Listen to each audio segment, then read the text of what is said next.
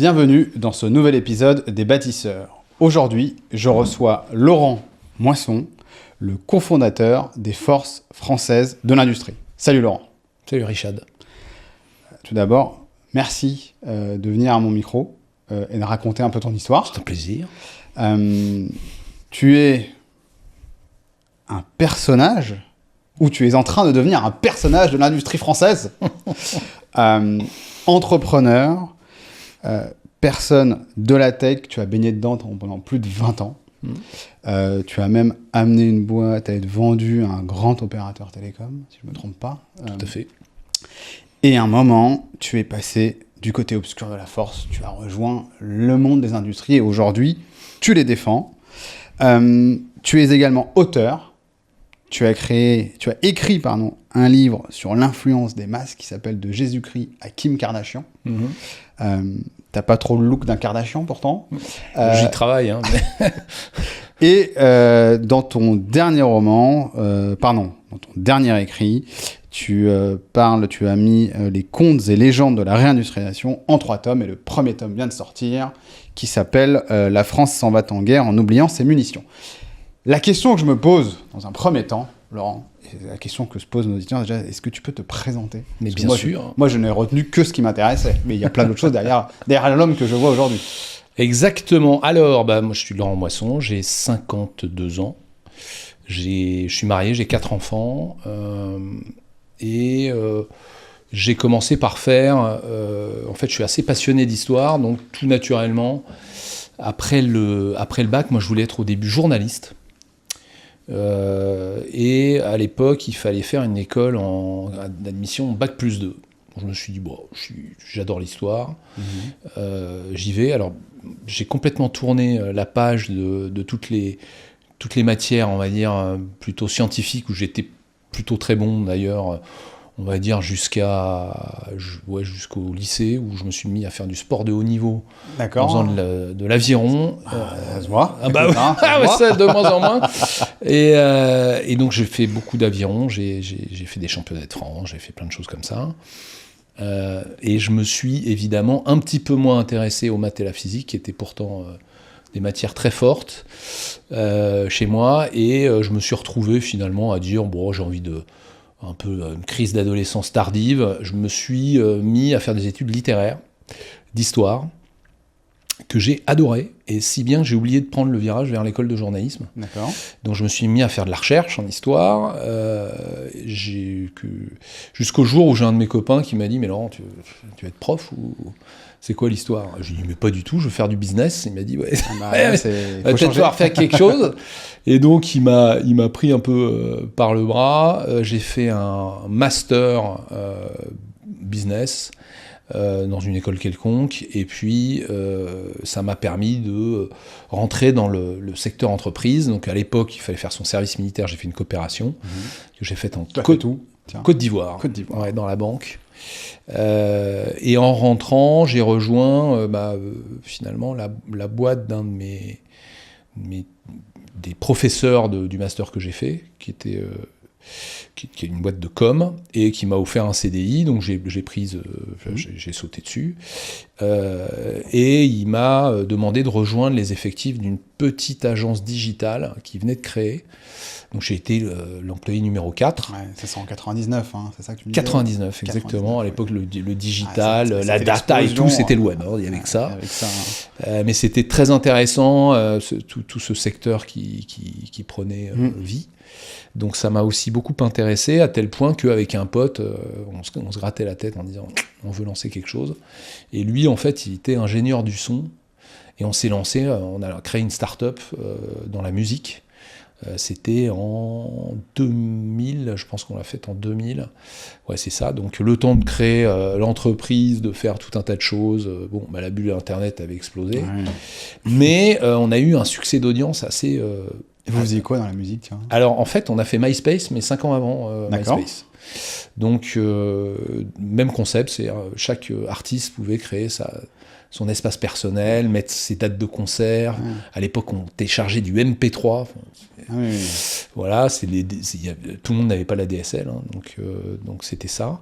Et on a fait des très grosses audiences, beaucoup plus que certaines majors et tout. Mais à l'époque, le système français, notamment la SACEM, n'était absolument pas, ne regardez pas ça d'un bon œil, puisque ça s'associait plutôt au piratage, etc. Donc on avait des contraintes légales et même de reversement qui étaient complètement dingues, ce qui fait que le business model en ligne était difficile à trouver. À l'époque, c'était difficile de faire monétiser ça, les gens ils payaient pas en ligne, il n'y avait rien de tout ça. Alors, c'était le début de ça, mais surtout, même pour des artistes qui disaient « moi je suis pas à la SACEM et je veux bien... je suis à la SACEM, mais ça me dérange pas, je le fais gratuitement pour faire la promo pour mes concerts. » La SACEM nous disait c'est pas grave, faut quand même nous donner 1 € par téléchargement. C'est beaucoup quand même. Ouais, c'était un peu beaucoup. Donc nous, on a trouvé un business model dans l'événementiel et on s'est mis à organiser des concerts qui marchaient très très bien. Jusqu'à ce qu'il y ait un type qui décide de mettre 2 avions dans les tours aux États-Unis. Et là, risque terroriste, toutes les tournées de concerts se sont arrêtées. Et notre business model s'est complètement effondré. Les assurances nous ont lâchés parce qu'elles ne voulaient plus assurer des concerts, alors que tout le monde se disait oh là là, le terrorisme est partout et ça, machin. Donc je me suis retrouvé à l'époque, je faisais mon 4e tour de table. Et donc, de multimillionnaire potentiel à devoir vendre la boîte je l'ai vendu en 1 mois et demi, vite fait, à quelqu'un qui passait par là, j'ai envie de dire, malheureusement qu'on n'a pas fait grand chose. Et donc là, il a fallu que je trouve un boulot vite. J'avais 25 ans. Hein, donc ça allait quand même. C'était pas un drame, mais j'étais déjà marié et mon épouse attendait notre premier. Donc à l'époque, on habitait dans 17 mètres carrés à La Défense. Je me payais pas beaucoup en tant que start-upper, mais étant patron, j'avais droit à rien, pas de chômage et tout. Donc j'ai sauté sur le premier job qui passait par là, et puis je me suis mis à chercher une entreprise qui voulait bien de quelqu'un qui avait une première expérience entrepreneuriale et qui voulait continuer ça, quitte à prendre des parts d'ailleurs, parce que ça m'intéressait. Et comme j'avais pas vendu très cher, j'avais pas non plus beaucoup d'argent, donc je me suis intéressé à des entreprises qui étaient en difficulté. Parce que ça vaut pas très cher. Voilà. Et donc je suis rentré grâce à une connaissance qui m'a présenté son patron et qui a dit écoute, j'ai besoin effectivement de quelqu'un qui m'aide à dynamiser tout ça. Donc moi je suis rentré, on s'est tapé dans la main. Rapidement j'ai pris la direction du cabinet. On avait un deal d'association avec lui. Donc ça faisait du conseil. Alors il y avait une branche développement informatique en logiciel libre. D'accord. Et une branche conseil en stratégie et en marketing dans les télécoms. Et à l'époque, c'est le début où les télécoms se mettent à racheter tout. C'est-à-dire qu'ils font tellement d'argent avec le mobile. C'est Jean-Marie Messier, c'est cette époque-là. C'est l'époque Jean-Marie Messier, c'est l'époque Wanadoo, première audience web d'Europe. C'est l'époque où les opérateurs se mettent à lancer des banques en ligne, à faire des chaînes, à se lancer dans plein de choses. Et donc c'était absolument passionnant. C'était quoi? C'était 2002, 2003, c'est ça? Ouais, c'est ça. Et puis moi je suis resté... j'ai fait tout un bout de carrière là-dessus. Et j'ai vu le moment où, même si les opportunités, notamment chez Orange, qui était le seul groupe français à dimension internationale, c'est-à-dire que les autres étaient des très belles boîtes, mais uniquement sur le marché français. Orange, France Télécom, Orange, c'était dans plusieurs pays, et donc il y avait un groupe, il y avait des moyens considérables, il y avait des licences qui étaient achetées à droite à gauche, etc. Donc c'était formidable. Moi j'ai appris ce métier, j'ai appris le métier de consultant, parce que j'ai découvert ça, parce que je suis arrivé là-dedans, j'étais ni un expert des télécoms, ni un expert du consulting. Donc j'ai découvert le consulting dans les télécoms. Ça m'a plu, j'ai bien aimé le côté humain, c'était sur des sujets très techno, mais qui racontaient des histoires. Et puis, moi, comme j'étais pas ingénieur et très capable d'expliquer des trucs très très compliqués, enfin si plus exactement, en fait, moi j'étais obligé de vulgariser. Et du coup, j'étais l'un des seuls du marché à savoir vulgariser. Okay. Donc, dès qu'il y avait des mecs qui parlaient de trucs techniques compliqués, de machin, moi, pour l'expliquer, il fallait que je comprenne. Et donc, j'étais obligé de vulgariser. Et du coup, j'expliquais des choses à des gens qui disaient « Ah, mais tiens, c'est marrant, c'est la première fois que je comprends. » Oui. Donc ça a développé, en tout cas, ça a révélé chez moi cette capacité à vulgariser des choses complexes et à rendre intelligibles par des personnes non spécialistes des sujets très compliqués. Ça, c'est peut-être tout ton passé littéraire et d'histoire. Alors, qui t'a permis aussi d'avoir aussi cette capacité-là, j'imagine. Alors, moi, je connais plein d'historiens qui écrivent des trucs incompréhensibles. Parce qu'ils écrivent à des gens qui pensent comprendre. Donc, mais en tout cas, j'ai toujours eu, moi, ce souci de raconter les histoires à des gens, et puis surtout moi j'ai 4 enfants, j'aimais beaucoup leur raconter des histoires, leur expliquer ce que je faisais, que machin. Bon bah là, tu vois, quand t'as un gamin en bas âge, tu vas pas lui raconter des trucs très compliqués. Voilà. Donc entre mes parents qui voulaient savoir, les gens machin, moi j'aime bien raconter tout ça. Donc me voilà en train de développer ce savoir-faire, ça a très très bien fonctionné. Donc l'entreprise s'est redressée très vite. Belle époque pour les télécoms. Ouais, donc, super époque. Exactement. Donc on voit l'autoroute s'ouvrir devant nous en se disant waouh, ça va être super.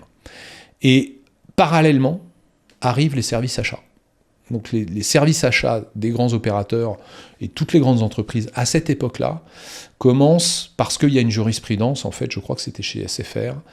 Il y a une entreprise où il y avait une quarantaine de personnes, dont je dis une bêtise, 38 qui bossaient chez SFR, et elle se fait sortir parce que elle n'est pas jugée fiable par l'opérateur. Bon, bah donc évidemment, elle perd quasiment 100% de son chiffre d'affaires, elle ferme. Et là, les employés se regroupent, attaquent SFR en disant, en fait, c'est du salarié déguisé. Donc, on est chez vous. Et ils gagnent. C'est-à-dire que SFR se retrouve à être obligé, on appelle le délit de marchandage, de récupérer la petite quarantaine de personnes qui étaient là. D'accord. Ça fait jurisprudence. Du coup, partout dans les grands groupes, arrive au niveau des achats le fait de dire, vous marquez tous vos fournisseurs à la culotte. Dès qu'on dépasse un certain pourcentage de leur chiffre d'affaires, on arrête. Donc en fait, comme d'habitude en France, on prend une décision sur un fait divers émotionnel qui est problématique, bien sûr. On en fait une loi qui va handicaper toutes les PME, parce que du coup, plus un seul grand groupe n'accepte de faire ce qu'on faisait tous, c'est-à-dire, en général, tu commences avec des petites PME, tes premiers clients, et un beau jour, tu as un grand groupe qui te dit « J'aime bien ce que vous faites, je vous donne votre chance ».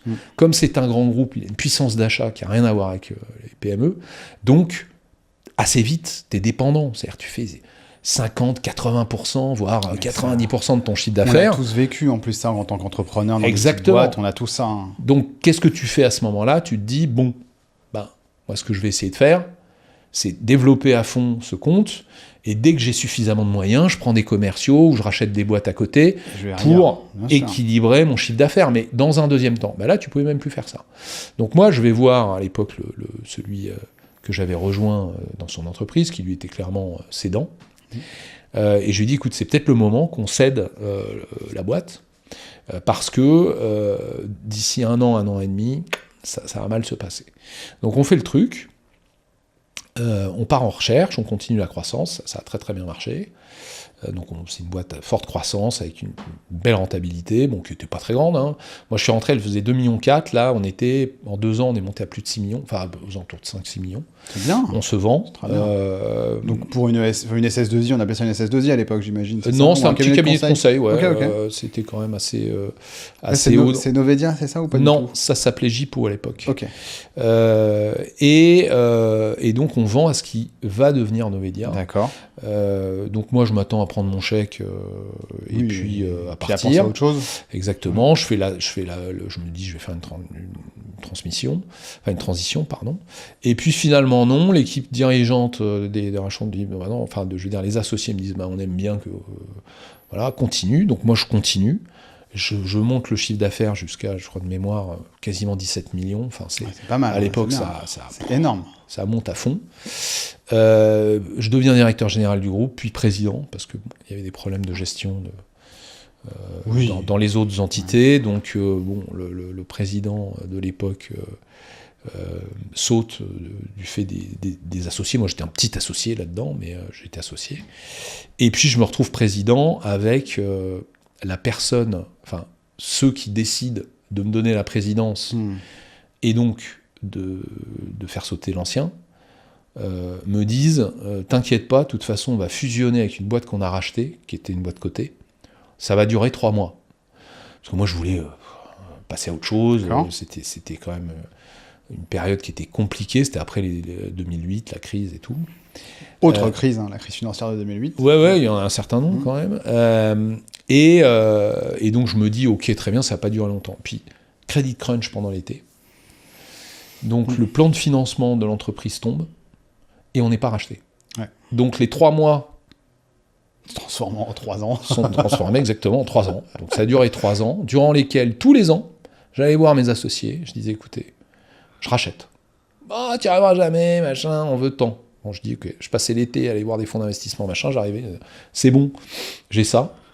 Et après, il dit, il y a toujours un qui changeait d'avis. Donc, au bout d'un moment, entre ça, et puis c'est vrai, il y avait une ambiance très particulière, puisque l'ancien président était encore actionnaire important, connaissait très bien un certain nombre de personnes, il y avait des bruits dans tous les sens. C'était très difficile à gérer. Bon, moi j'ai réussi à faire tenir le truc convenablement. On a dû quand même réformer ça, fermer des filiales, décroître. Donc ça, c'est quelque chose qui est très dur, préoccupant dans ces métiers-là. C'est-à-dire quand tu vends des filiales ou quand tu arrêtes des activités, tu as un nombre de consultants qui baisse. Moi, je me rappelle de certains clients, pendant les crises, notamment la crise qui a eu PSA, qui a failli déposer le bilan à une époque. PSA c'était le plus gros client de ma principale filiale. Et je crois qu'on avait, de mémoire, je vais peut-être dire une bêtise, mais on avait une 50aine de consultants qui étaient là-bas, régulièrement, en permanence, quoi. Et ils nous expliquent qu'en 2 mois, ils allaient nous en envoyer 45. Et quelques temps après, Orange nous en renvoie 20. Parce que pareil. Donc l'intercontrat, c'est ce qu'il y a de pire. Non, mais ça, c'était horrible. C'était horrible. C'était quand, c'était en 2008, ça, ou c'était Ouais, c'est un peu après. 2010. En Europe, c'est 2009-2010, ça a été dur, là. Ouais, c'est dans la foulée. Et moi, je me rappelle, c'était vraiment une période très difficile à l'époque. Je sais pas, est-ce qu'il y avait 400 on avait un peu plus de 400 personnes. Et tu te prends des charrettes, mais d'énormes charrettes là-dessus, sur une entreprise qui était déjà... moi, j'avais redressé un certain nombre de choses, mais on n'avait pas du cash à en revendre. Donc, les mecs t'annoncent ça, et les gens arrivent au fur et à mesure, semaine après semaine. Et moi, je les attendais à la sortie de l'ascenseur, et il fallait les licencier immédiatement. Parce que si tu te prends 50, 60 intercontrats comme ça, tu déposes ton bilan 2 mois après, et là, c'est pas 30 ou 40 personnes que tu dois licencier, c'est 400. Voilà. Donc, c'était vraiment... c'était tellement difficile que je pense que j'ai effacé plein de choses. Donc, je te le raconte de mémoire, mais ça a été une période très difficile de ma vie, dans un contexte en plus, encore une fois, actionnarial, c'est-à-dire avec des associés qui étaient très difficiles, où il y avait des gens pas bienveillants du tout, avec beaucoup d'animosité, et il a fallu gérer tout ça. Donc ça a été une expérience difficile, mais du coup très enrichissante. Et vous arrivez à le vendre quand même. Un beau jour, alors que c'était la guéguerre depuis... Moi j'ai fait 2 offres, les 2 offres ont été rejetées après, et donc la 3e, les associés finissent par se mettre d'accord. Bon, moi j'avais expliqué aussi que ça n'allait pas durer non plus 1 milliard d'années, cette affaire. Et on confie à KPMG Corporate Finance le mandat. D'accord. Qui fait un bon boulot, et c'est vendu. Et en plus, c'est vendu à une entreprise qui connaît, en tout cas, qui avait des gens qui connaissaient bien l'entreprise. Donc moi, j'ai pu sortir très vite. Okay. Ça se fait en 2014. 2014, je sors de là.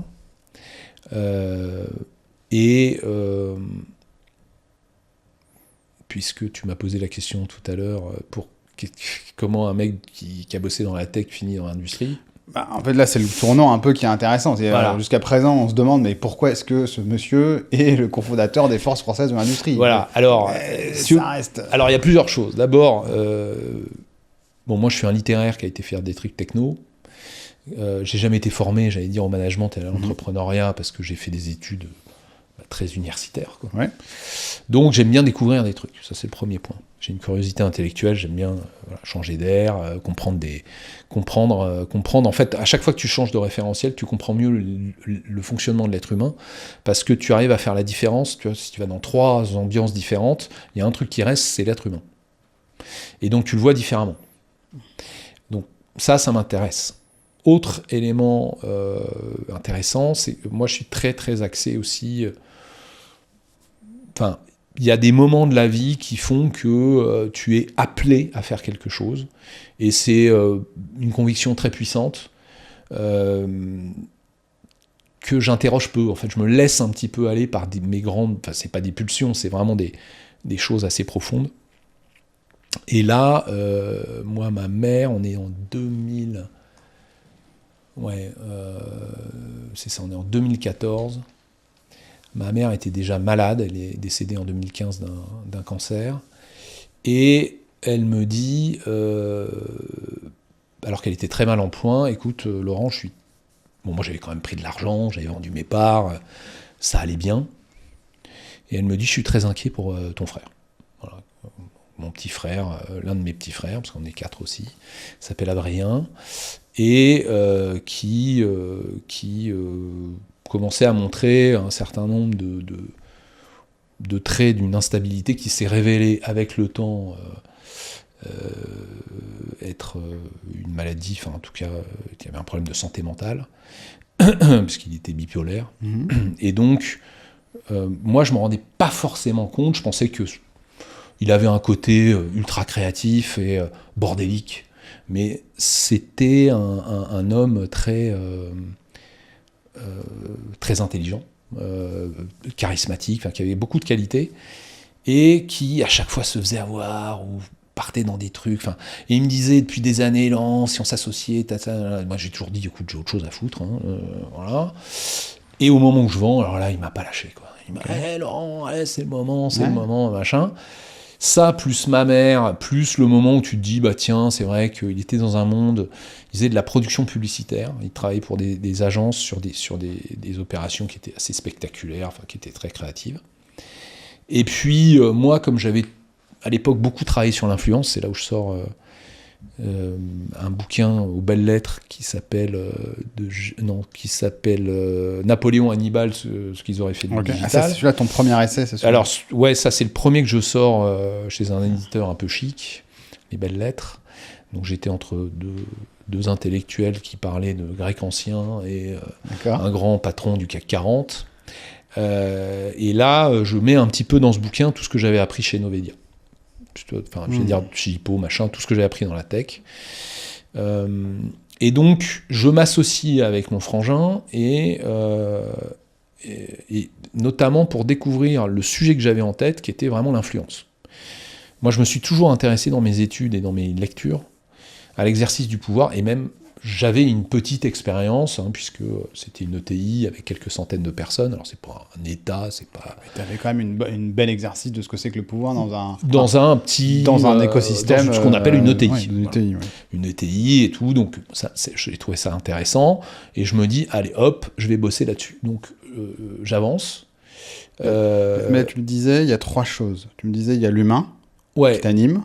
Il y a un peu cette vague de fond. Alors moi, je transforme ça par une vague de fond, mais tu avais quelque chose qui te porte, que tu disais. Exactement. Et la dernière chose, c'est quoi ? C'est ce fait d'avoir... C'est ce sujet de l'influence, ce sujet c'est quoi ? C'est cette curiosité en fait intellectuelle où je vois mon frère qui crée des collectifs d'artistes, qui les amène bosser avec des marques, qui font des trucs parfois complètement foirés, il faut quand même regarder les choses, parfois absolument géniales. Et là, je me dis, c'est ça l'avenir. C'est-à-dire la capacité à toucher le cœur des gens pour les convaincre de quelque chose. D'accord. Et donc là, ça me ramène à toutes mes études sur l'histoire, toutes mes lectures. Je me suis dit, mais comment est-ce qu'un beau jour, une communauté humaine accepte de confier le pouvoir, c'est-à-dire d'être dirigé par quelqu'un, par élection ou pas, parce que parfois c'est héréditaire, ou c'est machin. Ça se passe comment ? Qu'est-ce qui fait qu'on accepte de nous-mêmes, parfois, ou qu'on donne une légitimité, ou qu'on renverse d'ailleurs un pouvoir parce qu'on estime qu'il est plus légitime ? Et là, je vois la troupe, le troupeau, où il y avait des imposteurs absolus, des artistes géniaux, des avant-gardistes, des intellectuels, de tout ça. Je suis assez fasciné par tout ça, par le monde que mon frangin avait réuni. Et il me dit, mais tu sais, voilà, j'ai besoin d'un mec qui sait faire du business autour de ça, à nous deux, tout. Bon. Et je dis, allez, j'y vais, entre ma mère, la curiosité intellectuelle et les besoins de mon frère. Je fais ça, et en même temps, je dis, écoute, moi, je suis un homme de business, j'ai des clients avec des grands groupes, j'aime faire du conseil, de la stratégie, pas simplement faire un coup de com', quoi. Donc, je garde un pied dans mon métier de conseil, base, exactement. Et j'avais rencontré en fait Patrick Bensaba, qui était à l'époque PDG de Business et Décision, qui m'a dit alors il m'a fait du pied pour qu'en fait je vienne prendre la direction d'un certain nombre d'activités chez lui. C'était une boîte cotée qui était plus grande que celle que je venais de vendre, et je me suis dit ouais, pourquoi pas, je vais garder un pied là-dedans. Donc je gère un peu ma barque là-dedans. Et comment on arrive aux forces françaises de l'industrie alors tu vois. Là, moi, je vois plus. Là, tu m'as perdu. Alors, donc moi, je fais ça là-dedans. J'en mets mon pied donc, dans Business et Décision. D'accord. Et peu de temps après, Patrick Bensaba prend une maladie nosocomiale et il meurt. Non. Si. En quelques mois. Laissant femmes et enfants stupéfaits, enfin attristés, évidemment. Tout le monde était comme ça. Tout le groupe devait être dans un état. Et surtout que c'était quelqu'un qui était très proche de ses équipes et tout. Son successeur, qui était son associé historique, m'appelle un beau jour et il dit, écoute Laurent, là, il va falloir qu'on retourne, enfin que moi je reprenne ça, j'ai besoin d'avoir quelqu'un comme toi. On retourne la boîte, et tout. Je lui dis, attends, Christophe, je suis dans mes trucs à côté, il dit, attends, on embarque ça, on trouve un deal, tu t'en occupes un peu, et puis le reste, on le fait ensemble, on développera des choses, mais là, j'ai besoin que tu viennes m'aider. Donc, sauf que, moi, je me jette à 100% là-dedans, donc beaucoup moins sur les activités avec mon frangin, etc., que j'essaye de suivre, mais c'est compliqué. Je récupère un périmètre qui fait une 50aine de millions d'euros, une quarantaine, entre 40 et 50, donc d'une taille où tu peux pas, avec un management intermédiaire un peu cabossé, donc beaucoup de voyages, beaucoup de machins, Bon. Donc je me replonge là-dedans, c'était passionnant aussi, je mets un peu en stand-by cet écosystème, mais j'en garde en tête toute la logique un petit peu émotionnelle. Tous les mécanismes, c'est ça ? Ouais, les trucs d'influence et tout, ça continue à m'intéresser, etc. On essaye de racheter avec le management de l'entreprise, mais ça passe pas au niveau de la famille, donc on vend à Orange. On vend, moi je sors de là avec une belle expérience, je commence à me réintéresser à mon sujet, et puis là, coup de téléphone de Microsoft que j'avais rencontré via Business et Décision, parce que j'ai récupéré dans mon périmètre, il y avait la partie intégration. La partie en fait partenariat stratégique. Ouais. Et je m'entendais très bien avec tout un tas de gens chez Microsoft, notamment avec son directeur général Carlo Purasanta. Et au moment où je sors, il me dit, écoute, Laurent, viens bosser, machin. Donc il me fait carrément une offre d'embauche. Hein. Et moi, j'ai été jusqu'au bout, puis j'ai dit non, écoute, Carlo, je suis pas prêt, il faut que je récupère mes affaires avec mon frère et tout. Et donc j'ai fait une mission pour lui, machin, et puis pendant ce temps, je replonge dans l'univers de mon frangin, et je vois que, enfin je m'en étais rendu compte au fur et à mesure, mais sa santé mentale, ça allait de moins en moins. Il était de moins en moins stable, c'était de plus en plus difficile avec les clients, avec les gens avec qui il bossait, il avait de plus en plus du coup de problèmes. Mais moi, je n'étais pas du tout sur la santé mentale. Je me suis dit, il se fout de la gueule du monde en fait. Donc j'en voulais, je l'engueulais tout le temps. Tu vois, je me rendais pas compte qu'il était malade. Mais j'étais là, derrière, et j'essayais de réparer les conneries, quoi. À un moment, ça devient plus possible, il voulait faire autre chose, il voulait créer une réserve virtuelle, c'est un zoo à 360, il allait filmer les animaux, parce qu'au début, il est vétérinaire, lui. Docteur en vétérinaire. Donc il est parti filmer aux quatre coins du monde les animaux dans leur habitat naturel, et ça donnait des trucs absolument dingues, où tu voyais le lion qui venait lécher l'objectif, parce qu'il posait des trucs par terre, tu volais avec les flamants roses, donc ça a été un truc extraordinaire qui existe encore, où j'ai mon autre petit frère qui en a pris la direction générale, et ça marche très bien, ça s'appelle Wild Immersion. Et donc pour faire ça, il n'avait pas d'argent, machin, donc je lui ai dit, écoute, je te rachète tes parts. Donc moi j'ai racheté mes parts, je suis associé avec un de mes anciens collaborateurs de conseil, et puis on a lancé une activité, on a repris en fait cette coquille historique, et on a fait ce qu'on savait faire les uns et les autres, c'est-à-dire des trucs plus business, plus digitaux, plus conseils, machin. Voilà. Et puis là, je rencontre... alors, d'abord, j'ai une conscience, on est à peu près, je dirais, à l'élection de Macron, là. 2017, 2018, c'est ça, hein. Et donc, je me retrouve à l'époque avec tous mes potes, enfin mes connaissances, où c'est des dîners en ville avec des gens qui ont plutôt réussi, plutôt de l'argent, sont plutôt dans la tech, dans les affaires, dans le machin. Et tout le monde craignait un deuxième tour, Le Pen, Mélenchon, machin, en train de dire, oh là, si c'est ça, moi je me tire, mon argent est ici, j'ai plus qu'à l'envoyer là. C'est marrant, 10 ans plus tard, on en est au même. C'est ça, de toute façon, tant qu'on réforme pas, hein, c'est marrant, mais si on fait pas le job, il va pas se faire tout seul. Hein. Et donc, tout le monde commence à m'expliquer comment il allait foutre le camp si jamais ça merde. Et puis la France est foutue, et puis machin, un truc. Et moi, ça commence à monter, là, comme ça. Et je finis, un dîner, je finis par un peu exploser, bon, gentiment, mais je dis, écoutez les gars, si, les gars et les grattes, parce que les filles disaient pareil, si nous, qui réussissons, qui avons du savoir-faire, du truc comme ça, on n'y va pas. Si on n'investit pas dans ce pays, si on donne pas sa chance, si on n'investit pas dans les talents, et moi j'avais tout ce que j'avais fait avec mon frère, où j'ai vu des pâtissiers, j'ai vu des artistes, j'ai vu des artisans, j'ai vu des machins, des trucs avec un talent de malade. T'as vu des bâtisseurs. Voilà, et donc t'arrives comme ça et tu te dis, mais ces gens-là, si on va vers eux et qu'on investit un petit peu de trucs, on peut faire des belles choses. On peut faire des belles choses.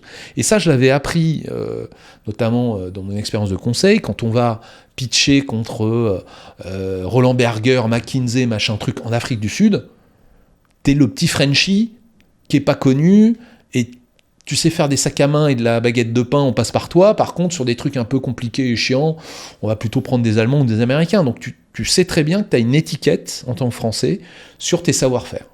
Un peu ce que fait Bernard Arnault, il a été là où on est les meilleurs. Donc il profite de l'étiquette positive de Français. Tu peux avoir une étiquette négative, parce qu'on dit, les Français n'ont rien à voir là-dedans, je prends des Chinois, des Allemands, des machins, des trucs. Bon.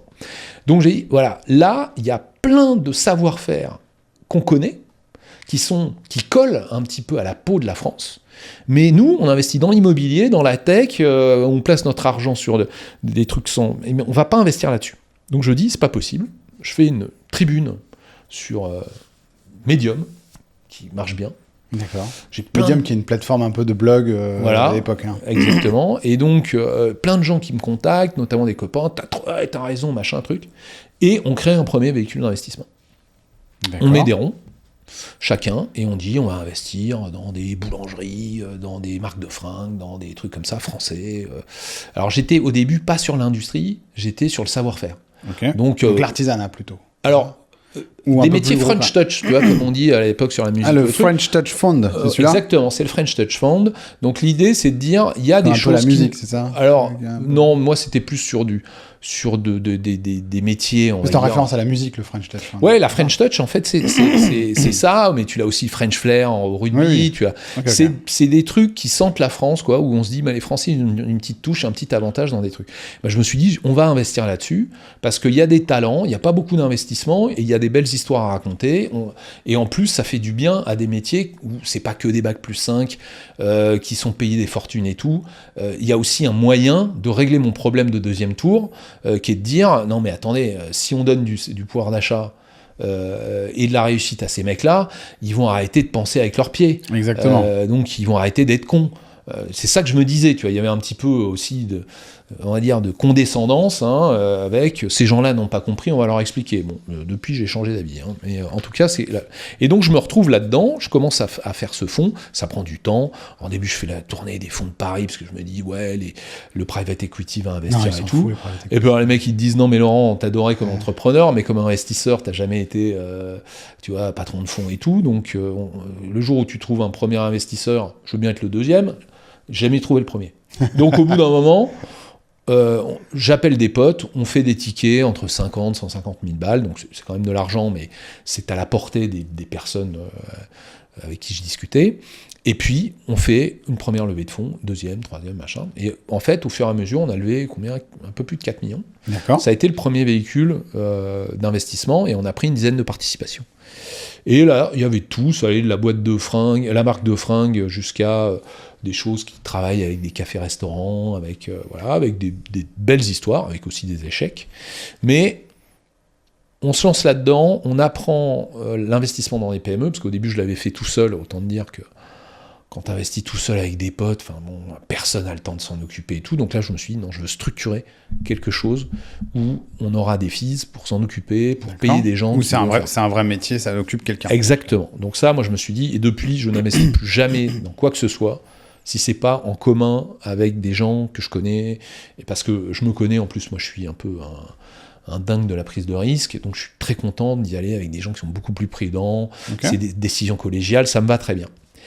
Et donc, dans ce cadre-là, je rencontre le patron d'une boîte qui, à l'époque, était en difficulté, qui venait de se faire reprendre après le tribunal de commerce, qui était Smuggler, dernier costumier français, et qui était dirigé depuis des années par son patron emblématique, celui qui avait fait vraiment exploser la marque, et Gilles Attaf, et qui a eu un problème industriel à un moment, et du coup qui est tombé en redressement judiciaire, et le mec qui a investi chez lui, qui a racheté en fait, c'est quelqu'un que je connaissais, c'était pas un ami, un truc comme ça, mais c'était quelqu'un que je connaissais, qui me dit, Laurent, moi j'aimerais bien le reprendre avec toi et tout. Je lui dis, écoute, j'ai 5 ans de fer au feu, donc j'ai pas le temps, mais par contre, ça m'intéresse de m'y intéresser.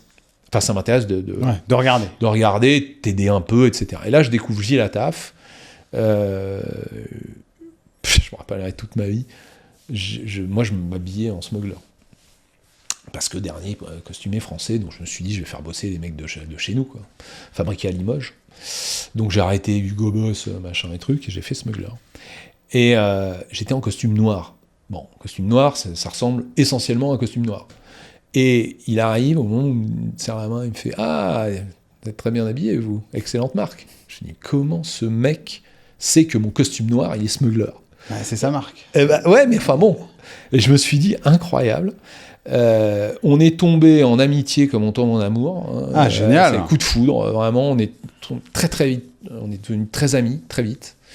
Et puis, voilà, on se voit, on machin, il voit ce que je fais avec l'investissement, on fait... Et donc lui, c'est l'un des monsieur Made in France, quoi. Il était l'un des premiers certifiés Origine France Garantie, il a toujours travaillé pour des entreprises françaises qui fabriquent en France, il a démissionné dès que ça ne fabriquait plus en France, enfin, c'est un type qui a des convictions très fortes. Et puis un beau jour il me dit, écoute Laurent, dans le petit monde du Made in France dont tout le monde se foutait à l'époque, il manque un club. Il n'y a pas de club, il y a le salon du Made in France, c'est une fois par an, il y a les assises du produit en France tous les 2 ans, mais il n'y a pas le côté récurrent. que toi tu fais avec tes actionnaires, là, tes machins, où nous on se voyait à peu près tous les mois pour voir si on n'investissait pas dans un truc ou dans un autre, quoi. Et il me dit, aide-moi à monter un club. Et je lui dis, écoute, c'est quoi, on va prendre mon petit bidule, là, moi je fais venir mes copains, toi tu fais venir les tiens, et roule ma poule. Il me dit, ouais, on y va et tout. Puis là, je me dis, mais attends, j'ai un club, c'est quand même un boulot. Moi, j'avais à l'époque un copain qui avait lancé des clubs d'entrepreneurs français à l'étranger, qui était en Espagne, et pas encore au Portugal, mais maintenant c'est au Portugal et en Italie en plus, et qui s'appelle Emmanuel Delot, et qui savait faire ça. Donc en fait, je présente l'un à l'autre en disant, écoutez, si vous entendez bien, on crée cet truc ensemble. On brainstorm sur le nom, donc ils s'entendent très bien, ça marche. Et là, après 150 noms à la con, Gilles dit non mais les mecs, moi je veux un truc un peu gaulien, un truc qui sonne FFI, quoi.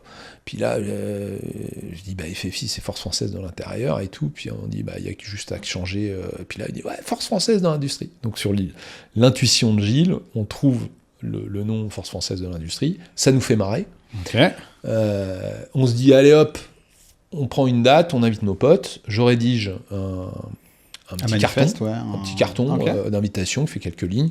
Alors je fais ça pour déconner, j'écris un truc de clando, tu vois, comme avec une typo tapée à la machine, en rouge gras, avec stop à chaque fin de phrase, comme si c'était du morse. Je termine par rendez-vous tel jour, telle heure, assurez-vous de ne pas être suivi.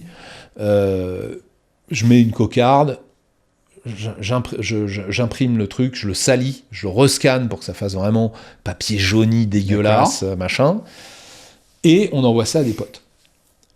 Les potes, ça les fait marrer, ils envoient à d'autres potes, qu'envoient des journalistes, et entre le réseau de Gilles qui était connu dans le Made in France et les potes de potes qui machin truc, on fait 4 télés avant le lancement. C'est pas possible. Si, 4 télés. 4 télés. Et la dernière, c'était Brunet, le matin. À l'époque, il était sur RMC, donc grosse audience de millions de machin. 45 minutes sur le Made in France. Et c'était avec toi, Gilles et alors, Emmanuel, Brunet invite les 3 fondateurs. Malheureusement, Emmanuel a eu un retard d'avion, donc il n'a pas pu venir. Donc il y avait Gilles et moi. Et il y avait un type qui est très...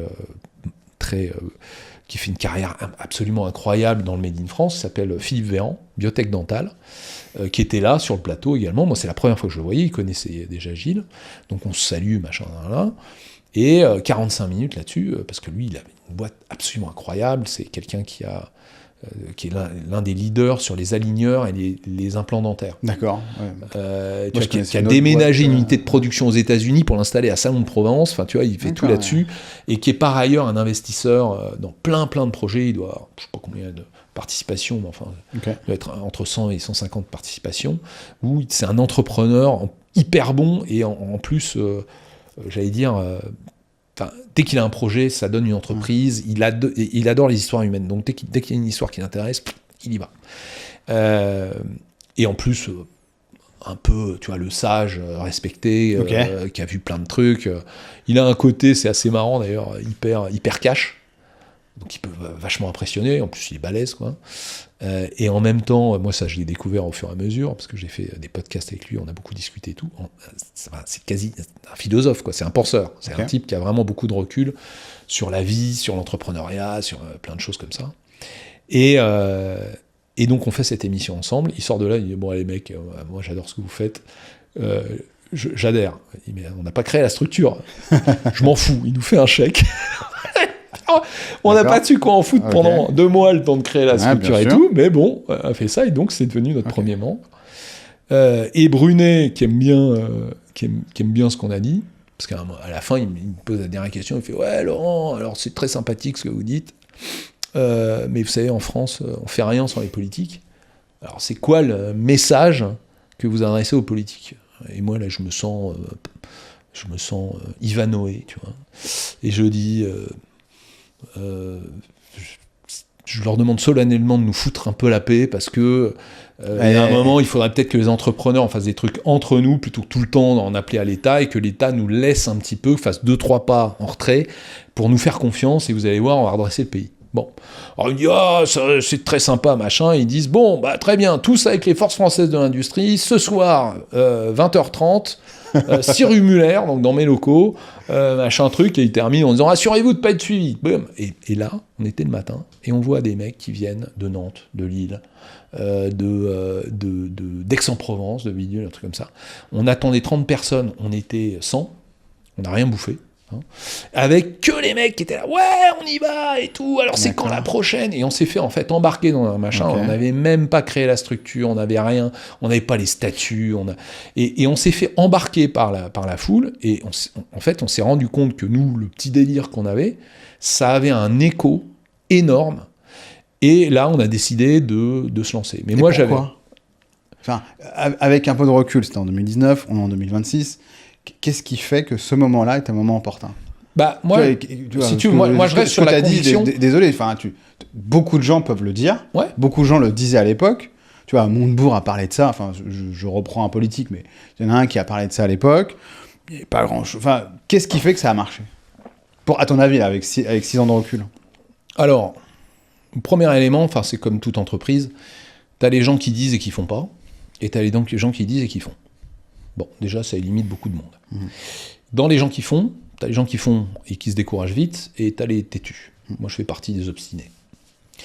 Donc, avec Gilles, qui lui, de toute façon, moi je l'appelle l'Obélix du Made in France, hein, c'est-à-dire qu'il est tombé dans la marmite quand il était petit, il n'a pas besoin de prendre de la potion magique.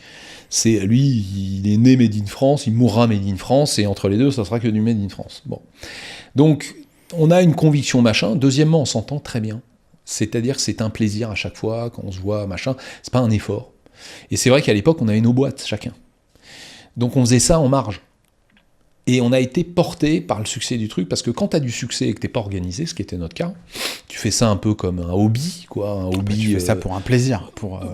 T'es animé aussi un petit peu. Alors c'est pas que pour un plaisir, parce que tu as quand même une volonté de faire un truc utile. Mais dès que tu commences à faire quelque chose, bah, t'as des réactions. T'as des gens qui viennent. Alors au début, c'est à l'arrache. Deuxième mec qui vient nous voir, c'est pour parler dans notre club, c'est Montebourg, justement. D'accord. Donc il se pointe. Moi, à l'époque, on avait investi dans un petit bistrot dans le 18e. Et donc, on faisait nos événements là. Et là, Gilles m'appelle et fait voilà, 22, il y a Arnaud Montebourg qui veut venir. Il le connaissait, lui. Et nous, à l'époque, on disait non. Nous, pas de politique, ou alors ils s'assiedent, ils écoutent par les entrepreneurs, il y en a marre d'avoir que les politiques qui parlent, et à ce moment-là, on est obligé de se taire et d'écouter leurs conneries, quoi. Et il dit non, mais t'as pas compris, il a dit, moi je viens pas en tant que politique, je viens en tant qu'entrepreneur, et donc il venait pour... il a fait pas mal de choses à ce Bleu, blanc, ruche, là, à l'époque c'était son miel. Il est arrivé, il a fait le pitch, il nous a fait marrer, mais machin, il est resté jusqu'à la fin de la soirée. Et là, tu te rends compte, et nous, on n'était rien. C'est-à-dire qu'à l'époque, on avait 12 membres. D'accord. Donc moi, j'ai appelé tous mes potes pour remplir le resto. Parce que sinon, on lui dit, putain, il y a Montebourg qui vient, on va avoir l'air de con. Voilà. Donc on fait ça, là, il a pris des photos avec tout le monde, machin, là, il a dit, c'est bien les mecs, et tout, pour nous encourager. Moi, je me suis dit, c'est quand même curieux, quoi. En plus, autant me dire que je suis pas un mec de gauche, donc l'image que j'en avais, était pas bonne. Et moi, il m'a retourné, là. Je me suis dit, putain, le mec, quand même... Ils sont bons, ces politiques. Hein. Non, alors justement, tu vois, j'en ai vu maintenant beaucoup. J'ai été frappé par la sincérité. Il n'avait rien à gagner là-dedans. Okay. Il s'est pointé parce qu'il aimait bien Gilles. Il trouvait que c'était marrant notre truc. Il n'avait plus de mandat. Et il est venu pour nous encourager. Il a passé toute la soirée. Mais il fallait le virer à la fin, quoi. Il a fait quelques événements comme ça à ce moment-là. Parce que moi aussi, j'étais dans des événements où il y avait Montebourg, on était une vingtaine ou une trentaine. Mais il est comme ça. Ouais, et alors, donc, moi, je découvre un peu ce personnage. Bon, après, je le perds de vue. Il revient, machin. Je le croise de temps en temps. Et je vois qu'il s'intéresse, qu'il est bienveillant. Bon, très bien. Donc, on y va. Mais entre-temps, donc, évidemment, ça fait venir encore plus de monde. Et tu arrives au moment où les gens se plaignent. Parce que plus t'as de monde, plus faut préparer. T'as pas le temps parce que t'as tes boîtes à côté. Tu mets peu de moyens, parce que les cotisations, autant te dire que quand on a 12, tu vas pas avoir quelqu'un à plein temps, machin.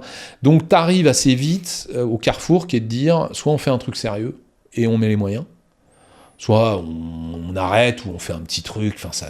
Et donc, on a décidé de faire un truc sérieux. Et surtout, moi, j'avais commencé à appliquer mes techniques d'influence que j'avais écrites dans mon bouquin. À l'époque, d'ailleurs, je les enseignais à Sciences Po. Et je commençais à écrire. J'avais pris quelqu'un pour faire les posts régulièrement, et moi je faisais une tribune ou un article tous les mois ou 2 fois par mois, et à chaque fois le truc ça marchait, enfin tu vois, ça prenait.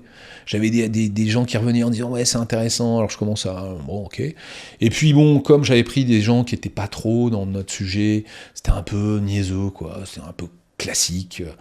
Enfin, il n'y avait pas vraiment de profondeur. Et donc, à force de lire ça, j'ai dit, j'en peux plus, donc je vais le faire moi.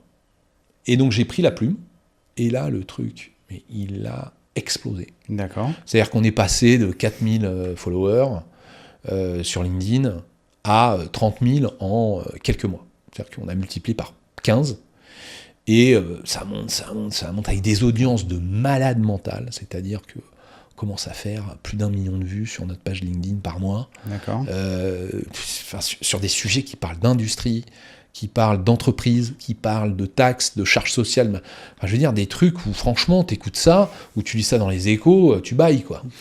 Et je vois de plus en plus de gens que ça intéresse. Voilà. Donc en fait, la décision, elle vient de là, c'est-à-dire qu'elle vient du moment où tu te rends compte que tu as des gens qui commencent à compter sur toi. Okay. Et qui te disent, les mecs, c'est bien. Alors nous, on n'avait pas de business model. Ça commence à nous prendre de plus en plus de temps. C'était quand, ça ? 2021, après le Covid, là, j'imagine. Quand même. Nous, on crée en 2019. C'est, on va dire, artisanal jusqu'au confinement. Confinement arrive, on n'a rien d'autre à foutre qu'à faire des webinars, à faire des petites vidéos, des machins. Ça explose. Ok. En même temps, je fais plein de levées de fonds, de trucs comme ça, autour du Made in France, machin. Je me dis, putain, mais il y a un truc là, il y a quelque chose, quoi. Puis c'est l'époque où on y croyait encore. Hein. Il y avait Macron qui faisait des annonces. Bon. Alors on se disait, après le confinement, ça y est, l'industrie va repartir, ça y est, ce pays s'est enfin réveillé, on va se rendre compte d'eux. Bon. Et moi, j'écris, j'ai des industriels, alors que moi, j'ai jamais été industriel. Ouais. Moi, j'ai des clients industriels, mais j'ai jamais été industriel, qui me disent, écoutez, c'est bien ce que vous faites, qui m'encouragent. Je me sens un peu moins illégitime. On y va. Et un jour, j'ai une discussion avec quelqu'un qui n'est pas d'accord avec moi, et qui finit par à moitié m'insulter, comme c'est assez classique chez les médias sociaux, qui dit, de toute façon, en fait, vous êtes lâche, vous signez même pas, on ne sait même pas qui vous êtes. Et là, je dis, ok, à partir de maintenant, je signe Laurent Moisson, tous mes trucs. Donc, en signant Laurent Moisson, les gens ils s'intéressent à ma page, donc ils m'écrivent en direct. Et donc, je deviens, malgré moi, petit à petit, une des personnes identifiées qui parlent de ce sujet, alors que j'ai, globalement, aucune légitimité. Donc d'ailleurs, à chaque fois qu'on me dit « Ouais, vous êtes un expert de... » Moi, je dis « Moi, je suis un troubadour dans l'industrie. » Moi, je chante l'industrie, je danse l'industrie, je dis merci à l'industrie, comme dirait l'autre. Mais je n'ai pas la prétention de faire ça. Sauf que, quand tu fais ça tous les jours, tu commences un peu à comprendre. Que tu lis, que tu te documentes, que tu machins, que tu trucs, que tu as un peu le sens du business, que tu as été entrepreneur plusieurs fois, que tu sais le management, le bidule, bon, tu finis par comprendre. Et donc, de là... se développe une certaine expertise, ça commence à fonctionner, et là on a commencé à structurer une entreprise, parce que c'est devenu une entreprise, on a lancé des clubs, on est devenu un média, et moi j'ai mis en fait tout, alors, du coup j'ai plus du tout m'occuper du reste, donc les autres entreprises, soit je les ai fermées, soit je les ai vendues, soit je les ai mises dans l'écosystème des FFI. Parce que, en fait, ça devient une mission, tu es complètement habité par ton truc. Alors, qu'est-ce que vous faites aujourd'hui ? Parce que le constat était de se dire, il y a le Made in France, la désindustrialisation de notre pays, le fait, bon, on va pas sortir tous les chiffres, hein, mais qu'est-ce que vous faites aujourd'hui ? Parce que tu nous as parlé du French Touch Fund, j'imagine que tu as mis dans la FFI. Ou t'as un fonds autour de la FFI. Voilà, ça c'est un véhicule d'investissement qui doit rester. Tu as ce côté un petit peu influence. Et qu'est-ce que vous faites à la FFI ? Nous, on a plusieurs missions. La première, c'est d'influencer. Donc lobbying, influence. Lobbying, mais surtout grand public. Nous, notre stratégie, si tu veux, notre approche, moi, c'est ce que j'ai fait après réflexion, suite à mes réflexions et mes travaux. Je me suis dit, la façon dont l'influence est faite autour de l'industrie, mais autour de beaucoup de choses, elle n'est pas bonne. C'est globalement des sachants qui vont faire des rapports compliqués et précis, qui vont présenter aux décideurs, qui sont des politiques. Les politiques ont peu de culture industrielle aujourd'hui, et c'est des gens qui réagissent par rapport à l'émotion de l'opinion. Ouais. Donc peut-être que tu leur as expliqué que si ça continue dans 5 ans, on est tous morts, eux ils s'en foutent parce qu'ils ont des élections dans 3 semaines, etc. Donc je me dis, c'est pas comme ça qu'il faut faire, il faut prendre à partie l'opinion. Donc moi je suis pas là pour faire le job du MEDEF, de l'UMM, du machin, enfin tous les... qui sont très bien, qui font très bien leur job, qui font des négociations en plus où il ne faut pas ouvrir... moi, j'ai une liberté de ton que les autres ne peuvent pas avoir. Tu es en train de négocier avec la CGT, tu ne vas pas balancer moi ce que je balance. C'est pas possible. Bien sûr. Donc, c'est normal qu'il y ait une certaine, j'allais dire, solennité, presque discrétion, parce que c'est comme ça qu'on fait les meilleurs négos. Mais moi, je m'adresse au peuple. Et je dis, le problème de l'industrie française, c'est pas que l'élite. C'est que nous, Français, on a mis au sommet de notre pyramide de valeurs des valeurs anti-industrielles. Et tant que nous, peuple, on enverra des injonctions aux politiques qui sont là pour se faire réélire, qui sont des injonctions anti-industrielles, tu peux monter, descendre, annoncer des investissements publics, faire un coup, dire qu'il y a 150 projets cathédrales, machin, Notre-Dame, ça ne... Mais il ne se passera rien. Tu peux creuser un peu là-dessus? C'est quoi ce que tu dis, ces valeurs anti-industrielles? Alors, l'industrie, tu as un 50 intrants, on va dire. Tu as de la matière première. On ne veut pas la sortir du sous-sol, chez nous. Voilà. On a des mines, on a des réserves, on a des machins, on ne veut pas le faire. Ou alors, on veut le faire avec tellement de parcimonie que c'est des projets qui prennent des années, alors que moi, mes clients, avec tous leurs arrêtés préfectoraux qui sont en train de renégocier, tu comprends. Problématique, ça on comprend sur l'extraction, on comprend. Ok, bon. Ensuite, cette matière première, tu la transformes. Tu la transformes avec de l'énergie, très taxée en France, en Europe d'ailleurs, alors qu'on a une centrale nucléaire. Alors qu'elle coûte rien, en plus, l'énergie. Elle est déjà des centrales nucléaires amorties, donc bon. Mais en tout cas, on a un niveau de taxe, là tu vois, on parle du pétrole, c'est quand même l'un des seuls produits où tu as des taxes qu'on taxe avec d'autres taxes, tu vois, c'est un truc de fou. Tu transformes donc cette matière avec de l'énergie et des machines. Les machines, ça s'appelle du capital. Capital, c'est un gros mot. Tous les ans, on a la fête, on ouvre la chasse aux riches, la chasse à l'entrepreneur et à l'investisseur. Donc les détenteurs de capitaux en France, on les aime pas, on les menace, on leur dit qu'on va les taxer, qu'on va les prendre, qu'on va les spolier, qu'on va... Bon, on n'aime pas ça. Et enfin, il faut de la main-d'œuvre, du travail. Le travail est le plus taxé en France et le plus réglementé des pays de l'OCDE. Bon. Donc, et pour finir, il faut quand même être dans une usine qu'on va construire sur un terrain. La France est le pays le moins artificialisé d'Europe. 9% du territoire. C'est incroyable. Moi, quand j'entends le monde politique ou quand j'entends les gens autour de moi, ils me disent qu'on a du béton partout. Mais non. Enfin, si tu veux, moi, c'est l'historien qui parle. Enfin, tu peux t'appeler étude d'histoire, pas historien, pardon, je ne suis pas docteur. On a plus de forêts, mais beaucoup plus de forêts en ce moment qu'au Moyen-Âge. Parce que comme on a une agriculture qui est plus efficace, avec tout ce que les écolos n'aiment pas, c'est-à-dire des machines, des engrais, des machins, des trucs et des bidules, eh ben, on a besoin de moins de terre, donc on a laissé pousser des forêts. Donc aujourd'hui, tu as 40% du territoire français, c'est des forêts. Alors après, on va te dire, ouais, mais c'est bien, c'est pas bien, peu importe. Mais en tout cas, on a été beaucoup plus artificialisé qu'aujourd'hui. Aujourd'hui, c'est à 9%. 9%, je veux dire, on est très très loin des Pays-Bas, de la Belgique, qui sont très denses, qui sont machin et trucs. Donc, malgré le fait qu'on soit peu artificialisé, on a adopté les lois les plus restrictives en matière d'artificialisation des sols. Donc, on avait un foncier abondant et pas très cher, on a réussi à le raréfier, ce qui fait que les terrains sont difficiles à avoir, qu'en plus, tu as une insécurité juridique permanente, que tout est compliqué. Donc, moi, sur mes 5 trucs, à chaque fois, on est champion du monde de la complexité ou de la taxation.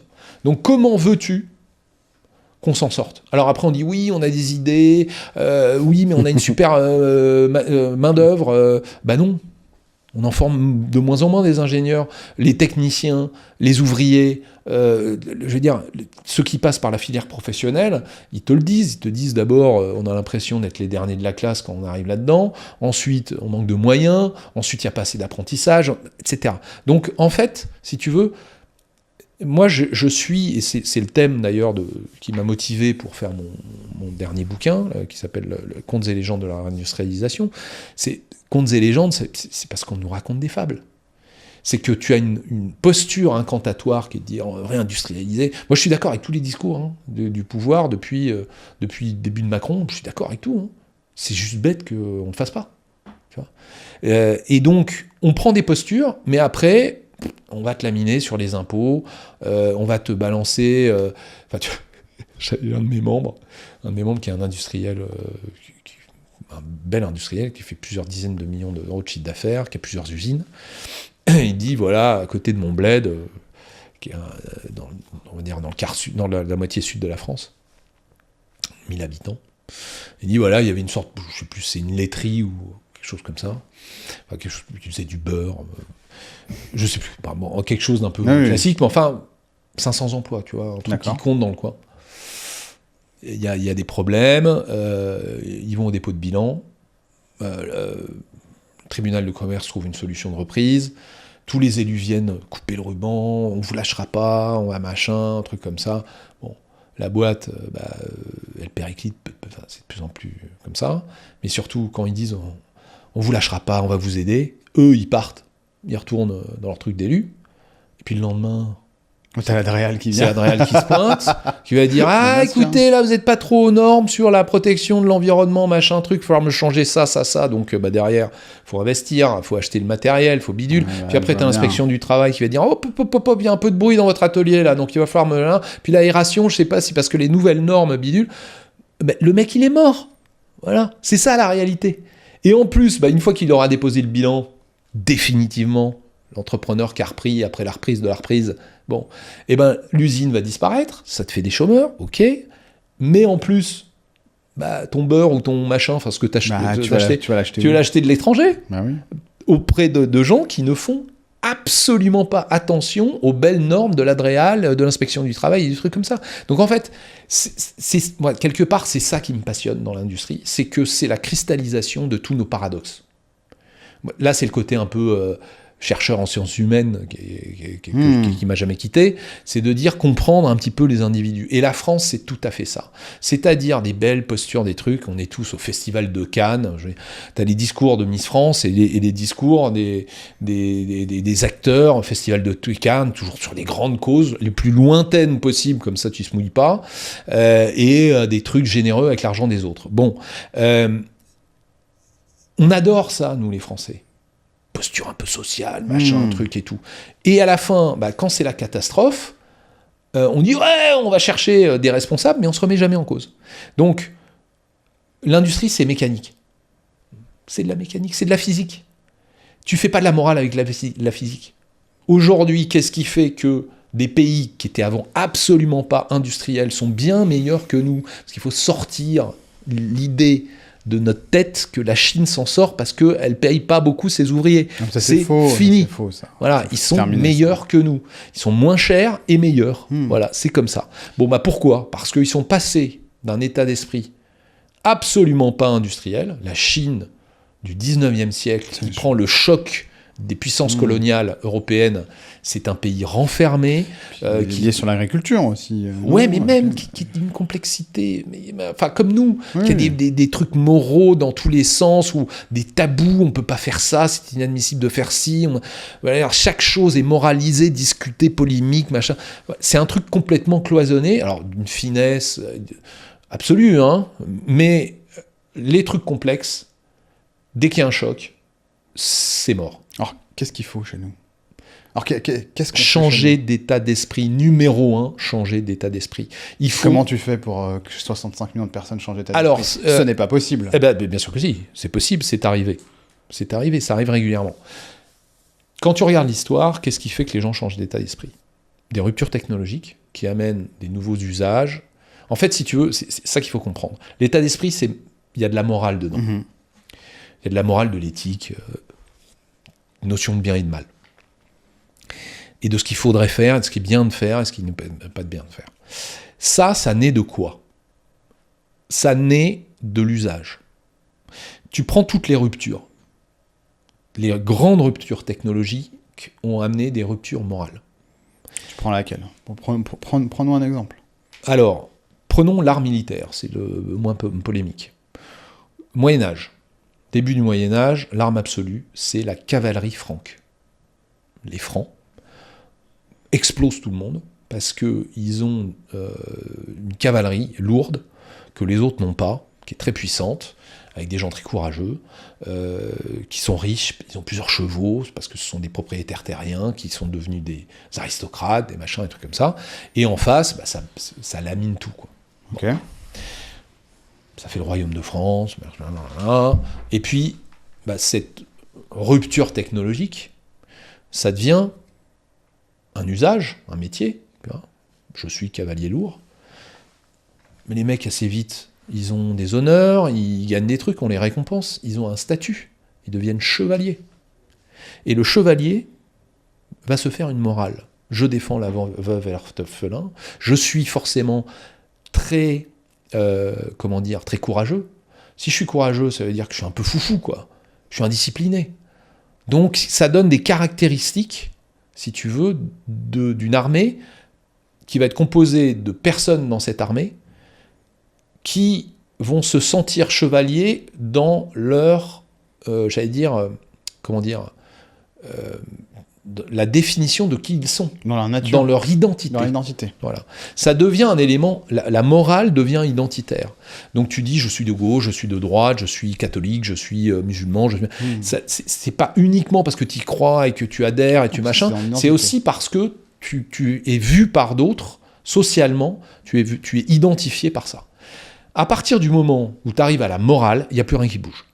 Quand tu as, toi, individu, appris une morale qui te dit ça c'est bien, ça c'est mal, la notion du bien, du mal, ça peut évoluer au cours d'une vie, mais c'est rare. Il faut des chocs. Donc toi, tu dis que le choc technologique est une des options qui fait changer. Je reprends mon histoire de chevalier.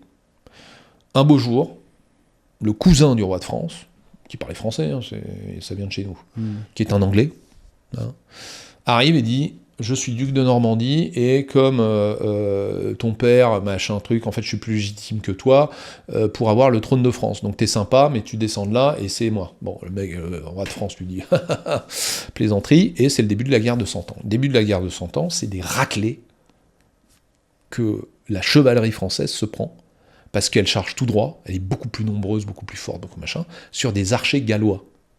Les archers gallois, c'est d'anciens paysans, c'est des gueux, alors qu'en face, t'as le duc d'Anjou qui te machin, tu vois. Et il est à l'arc, qui était considéré comme une arme de lâche. Chevalier Bayeux à sort proche, il disait, pas d'arme de jet, que au contact, c'est ça un chevalier. Le courage, tu vois. Donc, le courage, ça donne une efficacité là-dessus, parce qu'il est dogmatique. Il a fallu attendre du Guesclin, et du Guesclin qui faisait des embuscades dans les bois pour flinguer les archers gallois, parce qu'ils n'arrivaient pas à les avoir en race campagne.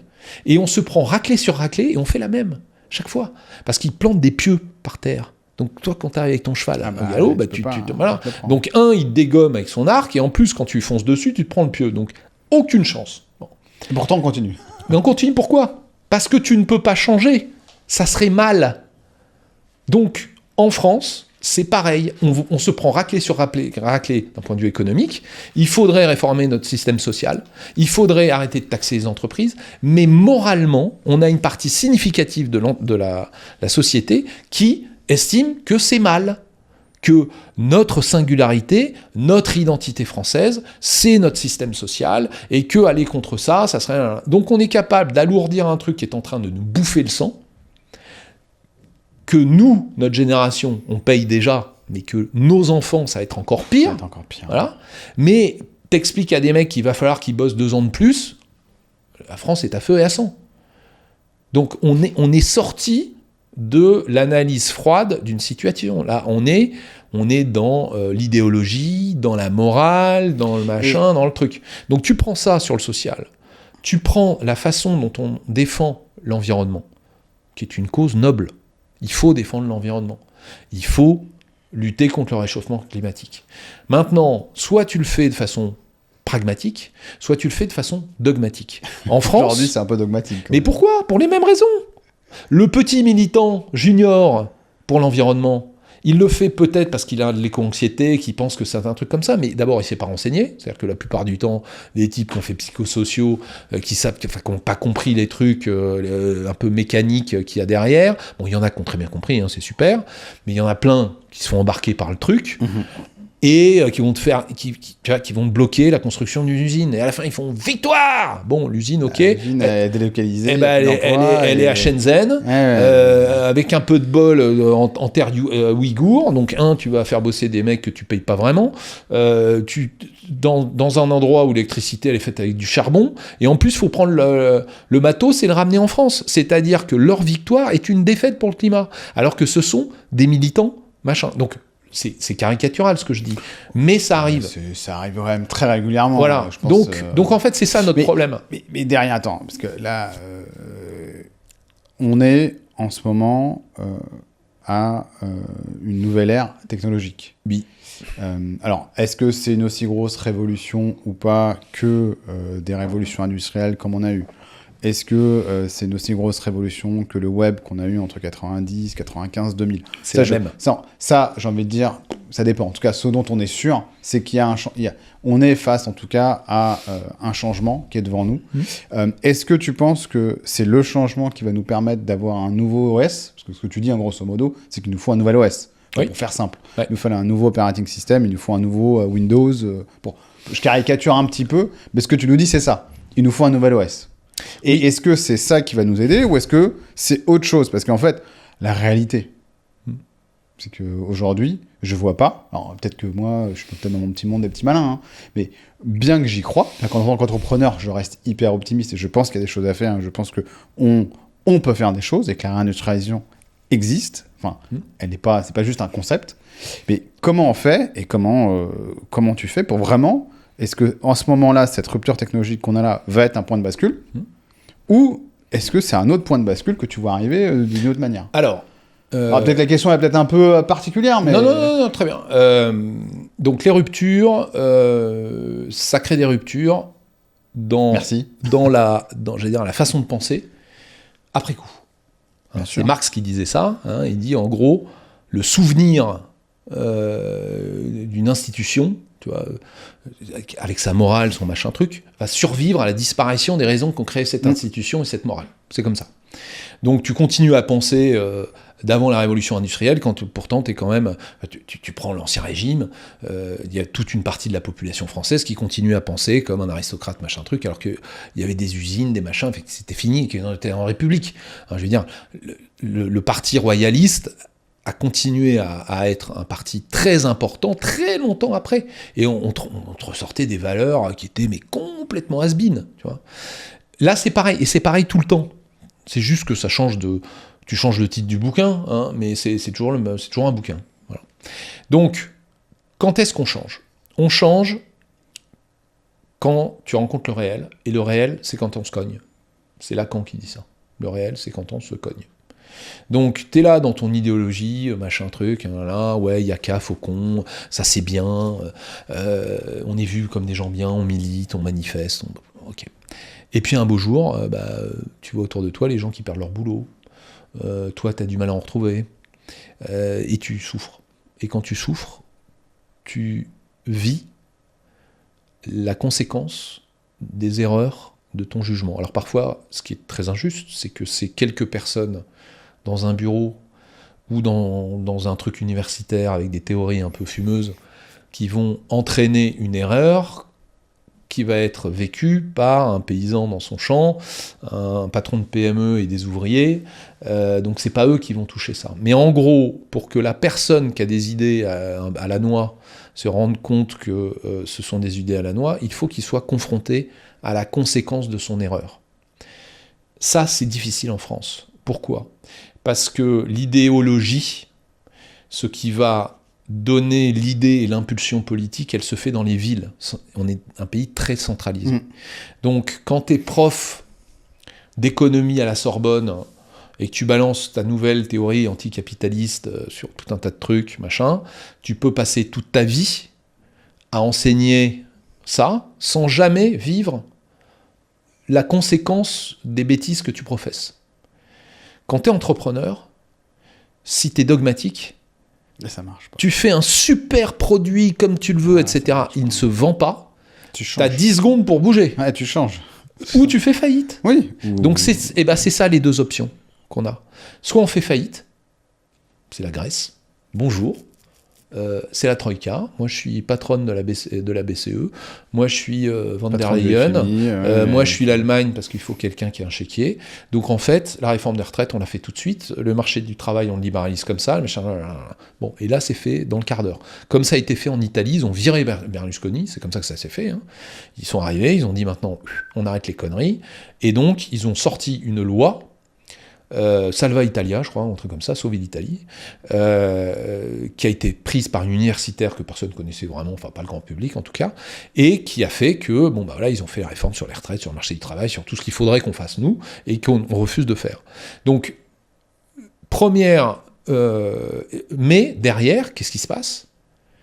Pouvoir d'achat, laminé, c'est-à-dire que tout le monde perd, et ça dure des années. La Grèce, ça fait 2 décennies. La Grèce va beaucoup mieux. Mais ça a mis 15 ans. Quoi. Non, attends. Ça s'est mis assez vite à remonter. Mais les Grecs, ils continuent à être pauvres.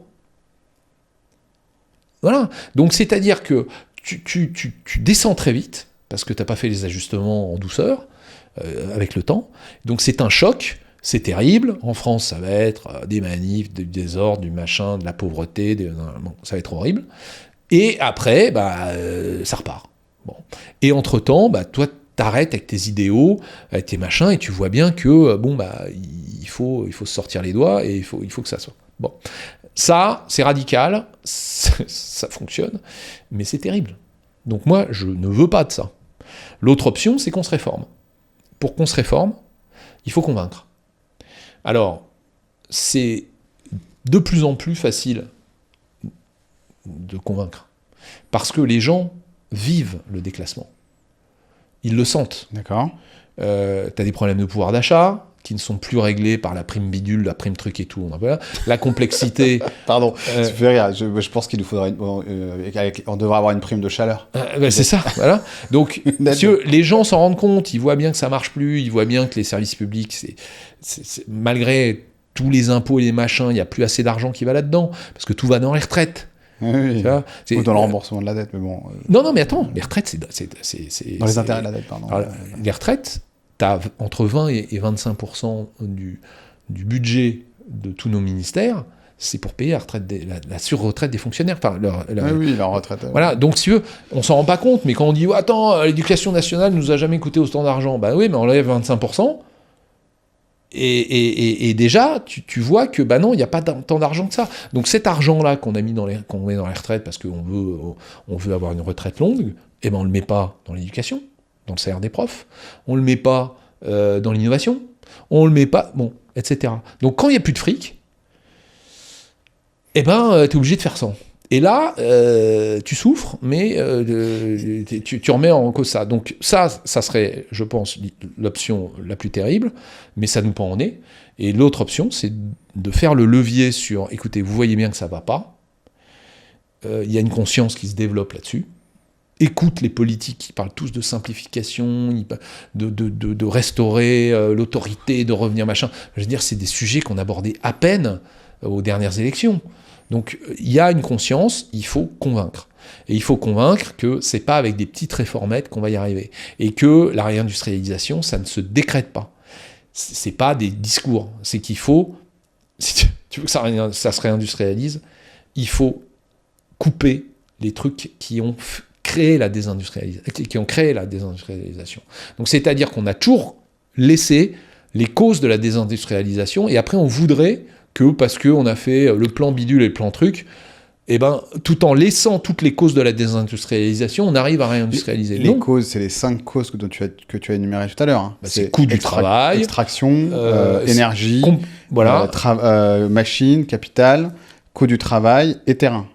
des terrains, et dedans, en fait, c'est complexité administrative, bon, bien sûr. Fiscalité, voilà.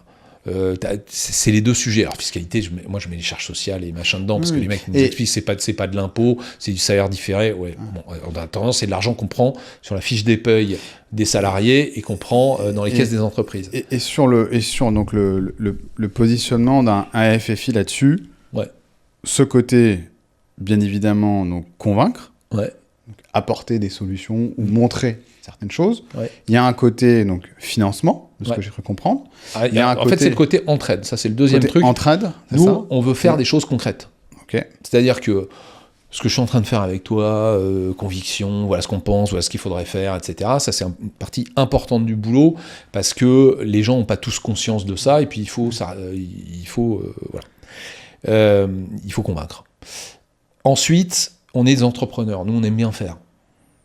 Et en plus, le fait de faire des choses concrètes, ça nourrit aussi le discours. Sinon, on est encore des gens qui disent « il n'y a qu'à Faucon » et on ne fait pas. Donc nous, on se tire les doigts, on s'entraide, on présente les uns aux autres, on prend des experts sur tel et tel sujet pour qu'on apprenne à chasser en meute. C'est l'accompagnement aussi. Alors, la partie accompagnement. Nous, on ne fait pas d'accompagnement, mais on a des membres qui sont capables d'en faire, et on met les gens en relation. Notre job, nous, c'est de dire toi, tu vends des portes, lui, il a besoin d'en acheter...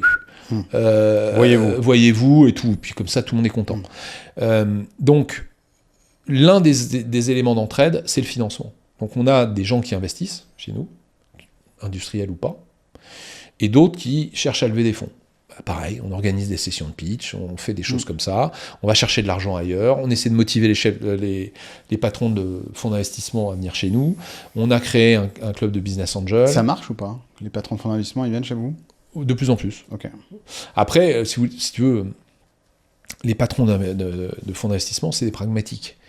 Donc, ils veulent du retour sur investissement. Donc, et ce que je t'ai raconté en disant, tant qu'on ne change pas les termes de l'écosystème et du contrat, il n'y a pas de raison que tu ne changes pas les causes. Les causes, tu auras les mêmes conséquences. Ça, c'est sûr. Voilà. Bon, donc, un mec qui est là pour faire fructifier l'argent qu'on lui confie, s'il a le choix entre investir dans des boîtes en France surfiscalisées, surréglementées, il le fait pas. Avec des boîtes moins rentables que les boîtes américaines, machin truc et tout, à ton avis, il fait quoi? Bon, c'est pas non plus des gens qui ont un sens patriotique tel qu'ils sont prêts à faire perdre de l'argent à leurs clients.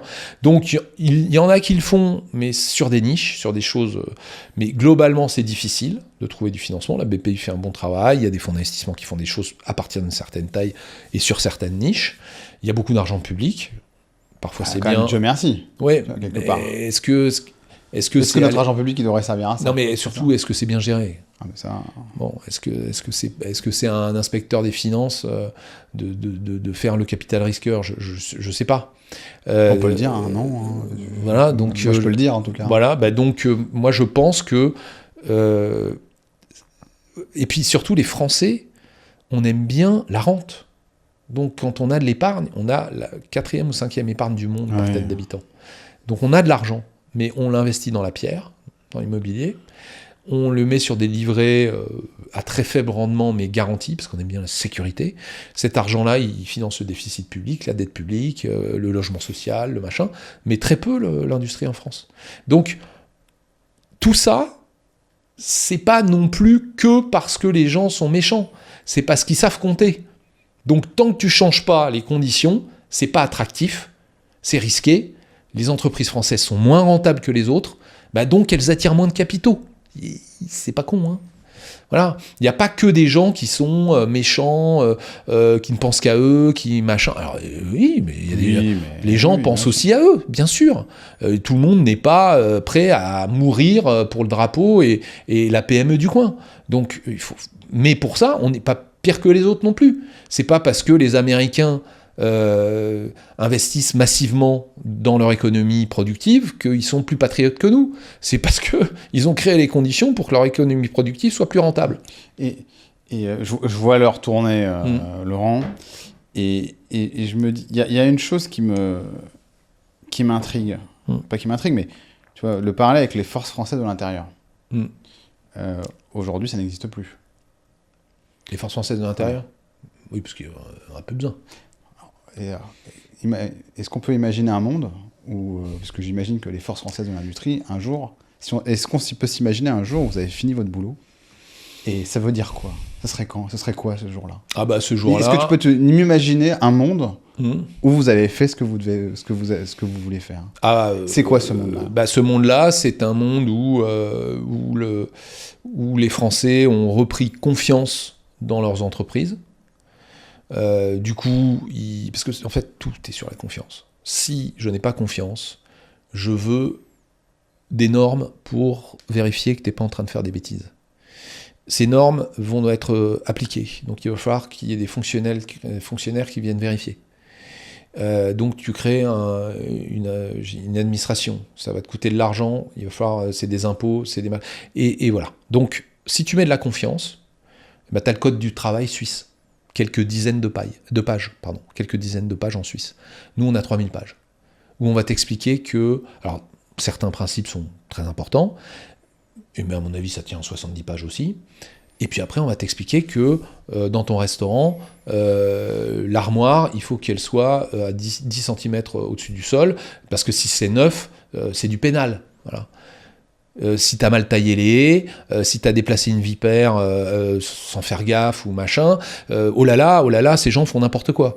Donc, on va micromanager les gens, les entreprises, et ça va créer tout un tas de complexités. Donc, mon monde idéal, ma France idéale, c'est une France comme à l'époque du général de Gaulle, où il y a un État fort, parce qu'on est comme ça.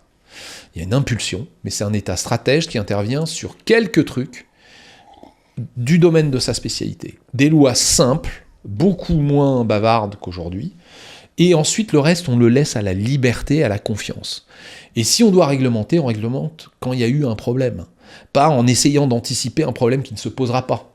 Ou suite à un fait divers qui a ému la France, oh là là, plus jamais ça, et on te sort une loi, le principe de précaution, là, bam. Bon, à partir de là, franchement, t'as besoin de beaucoup moins de dispositifs, de bidules. Pourquoi? Parce que c'est la complexité et la taxation qui crée la sous-performance. La sous-performance fait qu'on a besoin d'aider, donc on va créer un dispositif pour rendre un peu plus performant la sous-performance, et là-dessus, je veux dire, Reagan, il a dit plein de conneries, hein, mais il a dit une phrase, bon, c'est sans doute un de ses conseillers qui a dit ça, qui dit, dans ce pays, tout ce qui bouge, on le taxe, ce qui bouge encore, on le réglemente, et ce qui ne bouge plus, on le subventionne. Voilà. C'est ça. Qu'est-ce qui disait ça? C'est Ronald Reagan. Il disait ça à propos des États-Unis ou à propos à la fin de Carter. Carter qui était... Et donc il a fait une révolution, alors ultra-libérale, hein, je pense que... ça, on n'est pas prêt chez nous. Non, on n'est pas prêt, puis je pense que c'est pas souhaitable, vu le caractère français, on n'est pas comme ça, encore une fois, il faut un État très fort.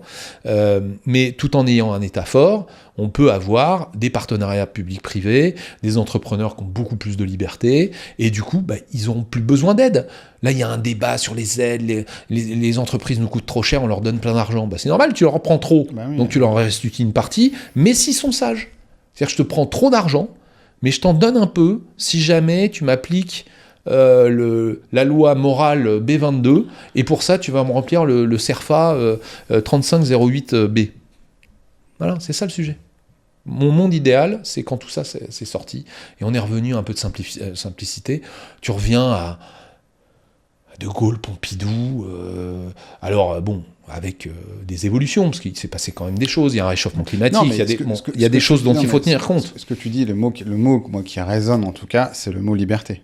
Liberté. C'est ça le mot qui résonne. Voilà, liberté, égalité, fraternité. Je pense que l'obsession égalitariste, ce qui n'est pas égalitaire, égalitariste, a rogné largement sur la liberté. Notre liberté, mais en plus, comme c'est récessif d'un point de vue économique, ça met en danger la fraternité. Est-ce qu'il y a encore de la fraternité en France quand tu vois comment les gens se détestent, alors que on est tous là en train d'essayer d'égaliser tout ce qu'il y a. Plus on égalise, plus ça frustre. Donc on n'y arrivera pas. Après, moi je pense qu'on a quand même un prisme des médias qui nous fait dire que les gens se détestent, mais je pense que quand tu vas, tu vois, quand vraiment tu rentres, tu vois, dans des écosystèmes, quand tu rentres dans des entreprises, quand tu rentres dans des, tu vois, même dans des villes, tu vois, dans certaines villes, nous on a le prisme grande ville, média. Tu vas dans des villes plutôt plus petites, t'as moins, enfin moi j'ai l'impression en tout cas d'avoir moins ce sentiment de les gens se détestent, tu vois. Je le vois beaucoup moins, en tout cas. Alors, tu sais... Je ressens beaucoup moins, mais je suis peut-être dans mon monde des petits malins. Alors, tu as des stats. Tu as des stats. Alors, c'est pas sur la détestation, c'est sur la confiance. La France est le dernier ex-aequo des pays de l'OCDE sur la confiance. C'est-à-dire... La confiance en quoi ? La confiance en les autres. D'accord. À la question, faites-vous confiance aux autres ? On est à 25%. Ah bon ? À dire oui. Ah oui. On est à presque 60 en Europe du Nord. Ah oui. Donc, qu'est-ce que ça veut dire quand tu fais presque 3 fois moins confiance ? Plus de 2 fois moins. Ça veut dire que tu fais moins de business, parce que moi, je ne m'associe pas avec quelqu'un dont je n'ai pas confiance. Ouais, j'ai vendu un truc, mais il faut quand même que je m'assure qu'il paye, donc je vais quand même être agressif pour machin, etc., etc. Ça veut dire que tout ce que je t'ai dit, si je n'ai pas confiance en toi, je veux qu'on te flique. Donc, il faut que j'embauche des flics. Il faut que je leur donne des normes, etc. Et quand est-ce qu'on arrive, et ça aussi c'est des études très intéressantes qui le démontrent, quand est-ce qu'on arrive à se faire confiance ? Quand on fait des choses ensemble. Donc le fait, tu vois, ce que je dis tout le temps, à une époque, on vivait dans des villages ou des petites villes, t'as une tempête, t'as un arbre qui tombe sur la route. Eh ben, tu sais quoi, toi t'habites en face, moi je viens là, moi j'ai une charrette, t'as des bœufs, il y a le troisième qui vient avec sa scie, le machin, on y passe la matinée, et on dégage la route. Et à la fin, on a fait un truc ensemble, je te regardais du coin de l'œil en disant, je l'aime pas trop ce mec, ça fait 2 fois qu'il me dit pas bonjour et tout. Là, en fait, je me suis dit, il est sympa, on a été boire un coup au bistrot, tout va bien, voilà, et on se fait confiance. Donc, plus tu as un système, un parasystème qui arrive, qui dit je m'occupe de tout, moi l'État, vous avez un problème, voilà une subvention, vous avez un machin, j'ai un dispositif. Bon, en fait, aujourd'hui, le même arbre qui tombe dans le même village, tout le monde appelle la mairie pour gueuler, les flics pour gueuler, les pompiers pour gueuler, le préfet, le machin, mais on ne l'arbre est toujours là. Mais on ne fait plus le truc. On le fait pas, tu vois, c'est ça le sujet. Donc plus on va faire des choses ensemble, c'est ça qu'on fait, nous, au FFI. On demande à l'État, laissez-nous faire. Foutez-nous la paix. Foutez-nous la paix. On va, avec les moyens qui vont bien, c'est-à-dire prenez-nous moins, laissez-nous, et on va s'organiser, on va se cotiser. Voilà. Et quand tu fais ça, tu repars dans la confiance, tu es moins administré, tu as plus de liberté, et tu vas créer plus de fraternité, parce que tu créeras plus de perspectives, de machin, de vivre ensemble, de projets communs. C'est ça la fraternité. Et très bien. Moi, ce que je voulais, je trouve ça intéressant le fait de dire qu'à la fin, quand même, ça reste la liberté qui peut derrière permettre à toutes nos valeurs de notre pays de pouvoir s'accrocher. Alors, au moins se développer. Moi, c'est comme ça que je le ressens. Je tempère ton point. Moi, je te parle. Moi, j'aime beaucoup la liberté. Ouais, bien sûr, moi aussi. Entrepreneur, mais je tempère ton point parce qu'il ne faut pas qu'il soit absolu. Il y a 3 valeurs. Liberté, égalité, fraternité. Si c'est que liberté, tu vas avoir le problème inverse. Si tout le monde peut faire ce qu'il veut, ça va créer un déséquilibre, pas assez d'égalité et pas assez de fraternité. Voilà. Donc, aujourd'hui, on est dans un système qui a poussé trop loin l'égalitarisme. Il ne faut pas renoncer à l'égalité. Il faut la défendre, mais défendre l'égalité, ce n'est pas pareil que défendre un régime égalitariste. Donc il faut supprimer l'égalitarisme, qu'on revienne à l'égalité. Ça va donner plus de liberté, et non pas une liberté absolue. C'est ça le point. Il faut rester dans l'équilibre. Là, on a poussé trop loin un des curseurs. C'est pas pour ça qu'il faut virer le curseur. Okay. C'est pareil sur les normes. Tu vois, les normes, moi je suis très critique sur l'excès de normes, et les gens me disent « Ouais, c'est ça, vous voulez pas de normes du tout, ça va être le Far West. » Mais pas du tout. Juste un peu moins. T'enlèves 20%, 30% de normes, c'est très bien. Très bien, moi je voulais finir sur une dernière chose. C'est pourquoi aujourd'hui un entrepreneur ou un industriel devrait rejoindre FFI ? D'abord parce que c'est sympa. Voilà. Il y a une bonne ambiance. Tu vas te parler de fraternité. Nous, on fait très très attention à ce que les gens qui vont prendre leur voiture, prendre le métro pour aller à une soirée ou un déjeuner FFI, écouter les gens et tout, et puis se parler entre eux, il faut que ça soit sympa. Donc ça, déjà, c'est un bon moment. Ensuite, c'est des gens qui, ceux qui nous rejoignent, se disent je veux être représenté, je veux que ma voix porte, j'adhère à ce qui est dit, et je veux en être parce que c'est comme ça qu'on va réussir à retourner l'opinion et donc les politiques et la France. Et je pense que c'est un combat culturel et d'influence qui a besoin de nombre.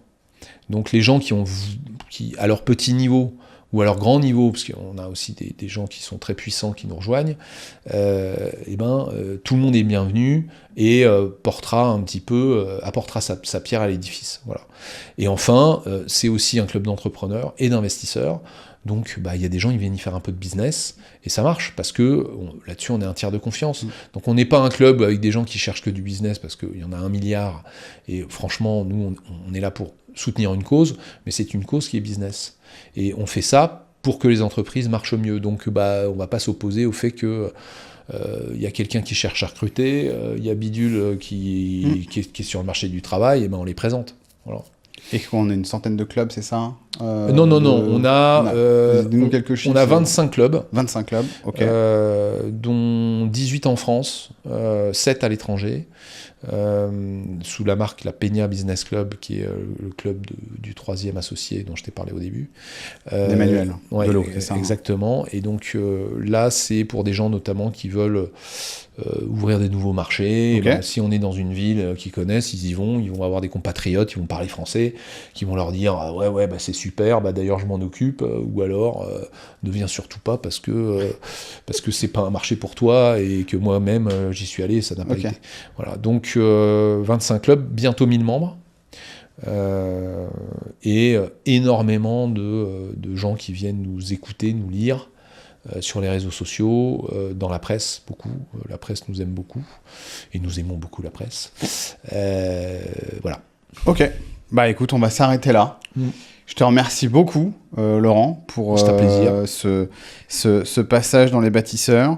Je t'avais dit que tu tiendrais pas 30 minutes. Ah oui, mais ça... je l'ai rapidement compris. rapidement compris. Non, moi, il y a une chose qui m'interpelle. C'est que j'ai l'impression, et c'est là où je pense qu'il faut tous qu'on fasse attention, mais